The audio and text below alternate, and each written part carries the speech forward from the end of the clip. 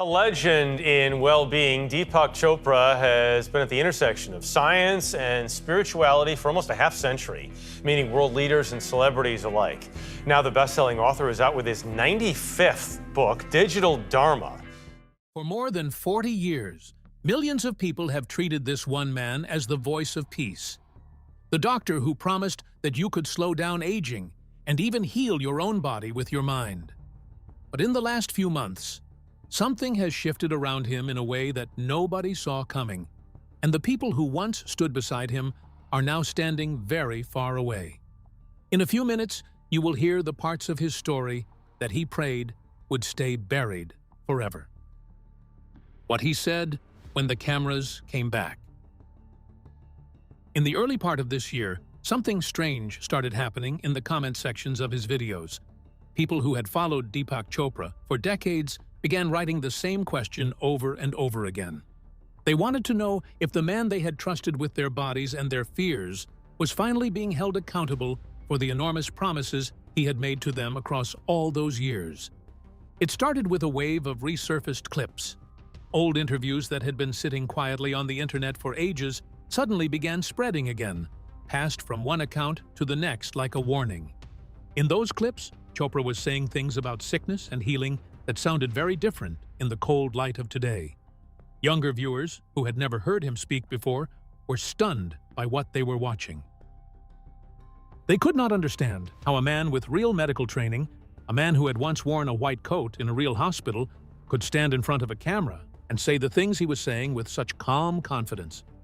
What made this moment so different from every other controversy in his past was the silence.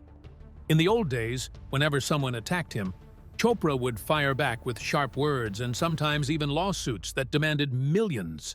This time, the loud confidence seemed to fade into something quieter. He kept appearing on stages and podcasts, talking gently about peace and the future of the mind, while a growing crowd online demanded answers about the past. The strangest part of all is that the man at the center of this storm built his entire empire on a single promise. The promise that you can think your way to perfect health. And the foundation of that idea was laid far away from any wellness retreat inside a hospital by a young doctor that nobody had ever heard of. The doctor who walked away from medicine. Before the best-selling books and the sold-out arenas, Deepak Chopra was a real physician with real patients. He was born in New Delhi in the autumn of 1946, into a family where healing was already the family trade. His father was a respected heart doctor who had served on the battlefields of Burma during the war and later advised powerful and important men. Medicine was in his blood long before spirituality ever was, and the path seemed set for him from the very beginning.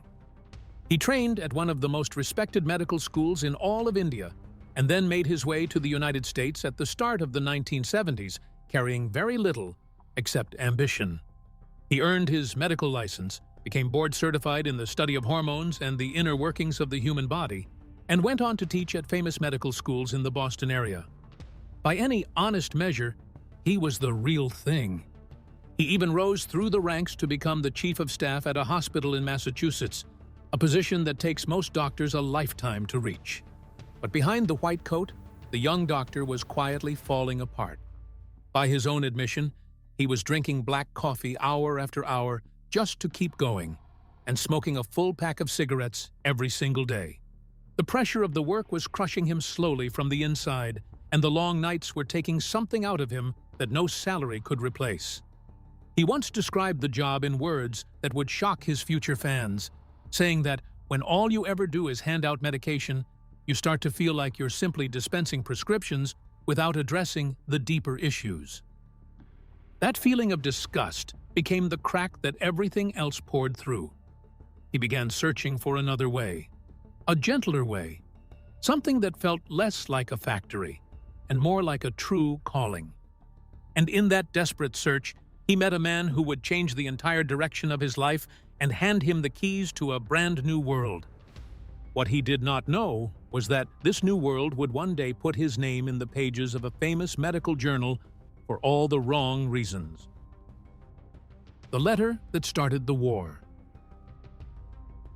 The man he met was Maharishi Mahesh Yogi, the famous teacher of transcendental meditation.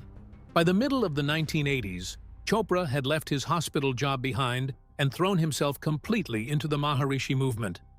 He became a founding leader of an Ayurvedic medicine group and helped sell a line of herbal products tied to the movement. This was where the money first started to flow. There were health centers charging thousands of dollars a week for cleansing rituals, oil baths, and massages, and famous faces like Elizabeth Taylor reportedly came through the doors. The Maharishi even gave Chopra a grand spiritual title, naming him after a healer of the gods in Hindu tradition. Then came the moment that would haunt him. In the spring of 1991, one of the most respected medical journals in the world published a glowing article about this Ayurvedic system, and Chopra was one of the authors. The article praised these ancient methods as if they were a gift to modern science. The problem was enormous. The journal later discovered that the men who wrote the article had a hidden financial interest in the very products they were praising, and they had never told anyone. The journal published a correction and then a long and damaging investigation. An editor wrote that the authors had dressed up a brand of products and services as if it were the timeless healing tradition of an entire nation. Another major science magazine called the whole thing an ugly episode. Chopra and his allies did not apologize. Instead, they struck back with fury, filing a lawsuit that demanded a stunning $194 million in damages. A court threw the case out completely. The journal responded with words that cut deep, saying it was disappointing that Chopra showed no regret for misleading them. Not long after this disaster, Chopra walked away from the Maharishi movement entirely, saying he had grown uncomfortable with what he called a cultish atmosphere. He was free again, but he was also carrying a wound. And to rebuild himself, he reached for a word that would make scientists around the world furious for the next 30 years. The word that made scientists furious. That word was quantum. Chopra began telling the world that a person could reach a state of perfect health, a body that never feels pain, never grows old, and, in his own words, cannot age or die. He claimed the mind could reach into the body and fix its own mistakes, and he wrapped this idea in the language of physics, calling it quantum healing. To ordinary listeners, it sounded brilliant and deep. To people who actually studied physics for a living, it sounded like nonsense dressed up in a lab coat. One physics professor said that, to a real scientist, Chopra's talk about energy fields and what he called congealing quantum soup reads like pure gibberish. A health law expert was even sharper, saying that Chopra takes ideas with no scientific basis and makes them sound scientific, calling him a fountain of meaningless words. The mockery reached its peak in the autumn of 1998, when Chopra was given a satirical award known as the Ig Nobel Prize. He won it in the field of physics, and the reason given was his unique interpretation of quantum theory as it applies to life, liberty, and the pursuit of economic happiness. It was a public joke at his expense, handed out in front of real Nobel winners. But the most revealing moment came years later, when the famous scientist Richard Dawkins sat him down for a documentary. Dawkins asked him directly whether the word quantum had anything to do with real physics. And in that quiet exchange, Chopra admitted that it was just a metaphor. He had built a global brand on a word, and when a real scientist pressed him, he confessed it was only a figure of speech. You might be sitting there thinking that surely the scientists would let it rest after that. They did not. In fact, the biggest humiliation of his entire career was still waiting for him, and it would turn his own words into a punchline studied in universities. The study that turned him into a joke. In the closing months of 2015, a group of researchers published a study in a respected academic journal, and the subject of their study was, in plain terms, meaningless talk that sounds deep.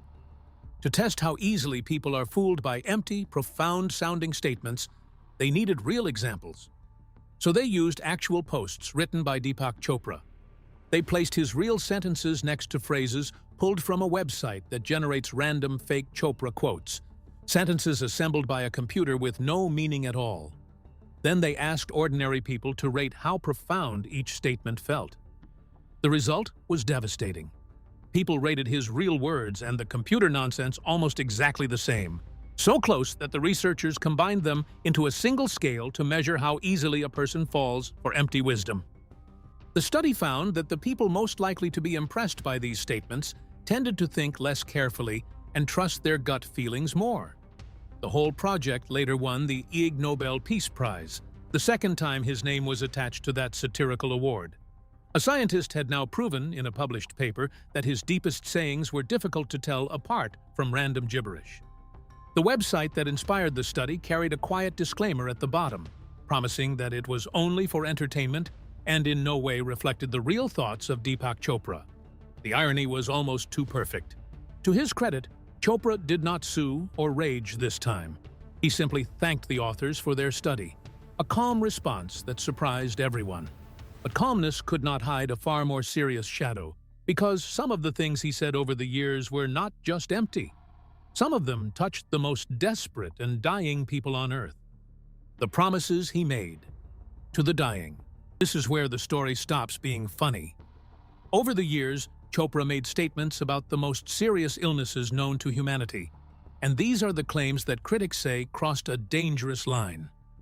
He wrote about patients with the virus that causes the immune disease that terrified the world, suggesting that ancient sound vibrations could help correct what was happening inside their cells. A medical professor responded with blunt force, writing that, to put it mildly, Chopra was proposing a prevention and treatment program that had no supporting evidence behind it whatsoever. In one resurfaced conversation, he even said that the physical agent is never the true cause of a disease, a statement that horrified doctors who fight these illnesses every day. He also stepped into the world of cancer. His wellness center once promoted a program built around meditation and visualization as powerful tools for healing the body. And a science writer warned that this kind of message could fill desperate families with false hope at the worst possible moment. There is also the matter of the medicines themselves. Independent researchers tested Ayurvedic products bought from the market and found that roughly 1 in 5 of them contained dangerous heavy metals like lead, mercury, and arsenic. These were not harmless herbs in every case. Some of them carried real poison. It is important to be fair here because Chopra never told people to throw away all modern medicine.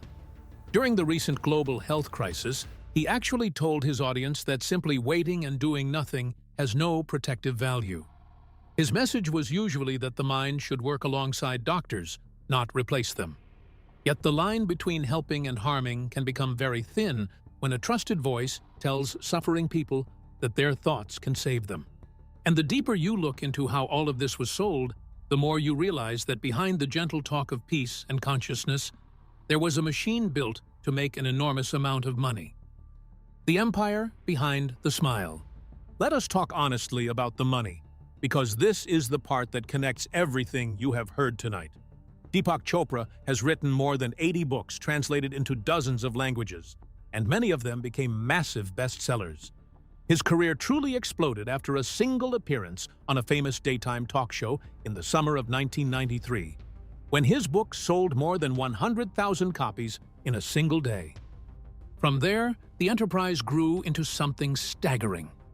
According to one investigative book, his various businesses regularly brought in more than $20 million every single year through supplements, courses, videos, and oils, with some believers spending up to $10,000 a year chasing the dream of staying young.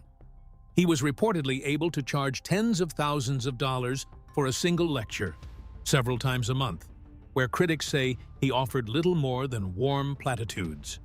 Here is where I want you to think carefully with me, because the internet often gets this part wrong.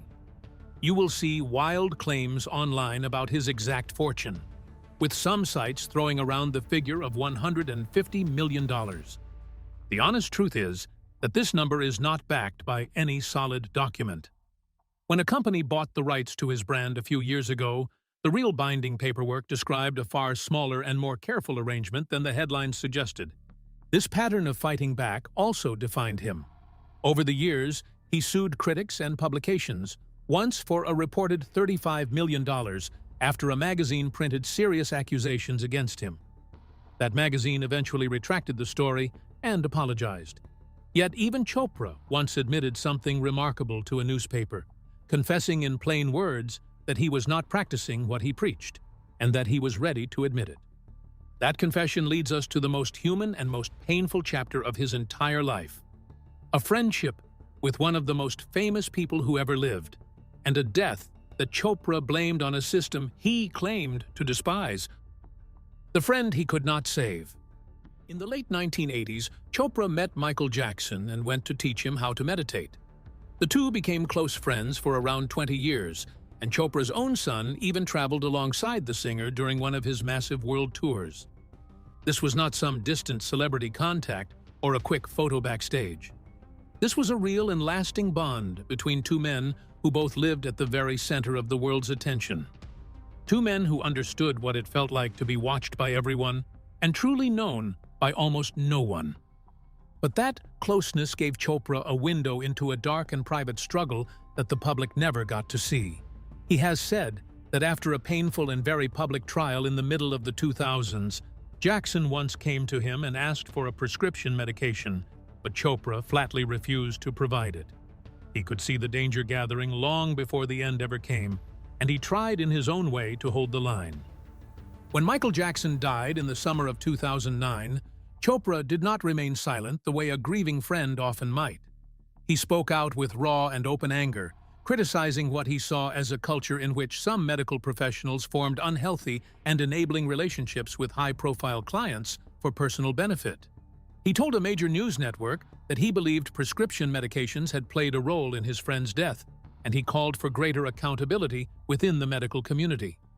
Years later, he shared a chilling memory, recalling that Jackson had once described a substance that could take a person to the edge of death and then bring them back again. Over time, Chopra came to believe that Jackson had been referring to the same medication that was later linked to his death. In that grief, you can almost see the original young doctor again, the one who walked away from medicine because he could not stand watching people handed pills like candy. The man who built an entire empire on the power of the mind had been completely unable to save the mind of his most famous friend. So the question that hangs over everything is whether Deepak Chopra is a healer, a salesman, or simply a man who got lost somewhere between the two. The recent silence around him suggests that even his oldest supporters are finally starting to ask that question out loud. And whatever the final verdict turns out to be, the story of the doctor who promised you the power to never die is far from over. We want to hear from you on this one, so tell us honestly in the comments below whether you think he truly believed his own message or knew the truth all along. Share this with someone who needs to hear it, and let us know which part surprised you the most.